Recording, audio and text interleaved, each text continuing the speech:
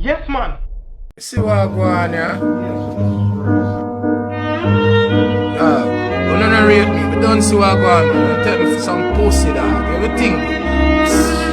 At first we thought it was Rick Ross, but all along the real Big Joe was DeMarco. And the resemblance is just too good. And people hear what? It makes so much more sense. Rick Ross no come from Jamaica, so he is just a lookalike. DeMarco is a Jamaican. Big Joe is a Jamaican brand. Make the link. It is quite obvious. While it cannot be DeMarco, we can surely say that in great grandfather, somebody of the sort, somebody in the bloodline was the model that posed for the Big Joe logo. They say boss get paid 2 shilling and 13 create a Big Joe. Me don't know how true that be. And if you don't want more proof, the man them name all rhyme. Big Joe DeMarco. Yo, DeMarco, you may say, you need for remix your good look song.